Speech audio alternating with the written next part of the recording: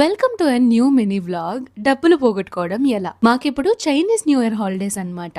So 1 week వరకు holidays ఉంటాయి. ఈ సీజన్ లో లాటరీ కొన్ని లక్ టెస్ట్ చేసుకుంటూ ఉంటారు. అలా మేము కూడా ఈసారి మా లక్ టెస్ట్ చేసుకుందామని వెళ్తున్నాము. మాతో పాటు కృష్ణ అన్న కూడా ఉన్నారనమాట. తైవాన్ లో ఇలాంటి లాటరీ షాప్స్ లీగల్ గానే ఎక్కడ చూసినా కనిపిస్తూనే ఉంటాయి. ఈ సీజన్ అనే కాదు, ఎప్పుడైనా వెళ్ళొచ్చు. కాకపోతే ఈ సీజన్ లో ఎక్కువ మంది కనిపిస్తూ ఉంటారు.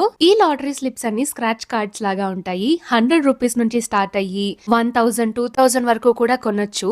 మేమైతే 200 నుంచి స్టార్ట్ చేసాము. ఫస్ట్ 200s తో అయితే కొంచెం కొంచెం వచ్చింది. ఆ తర్వాత 100s ట్రై చేసాము. 100s లో అయితే 1000 వచ్చింది. అక్కడితో ఆపకుండా 500s తీసుకున్నాం. అక్కడ లాస్ వచ్చింది అనమాట. ఇంకా వచ్చినా రాకపోయినా ఇంతటితో ఆపేద్దాం అనుకుని వచ్చేసాము. కృష్ణ అన్న అయితే 1000 రూపీస్ కూడా ట్రై చేశాడు.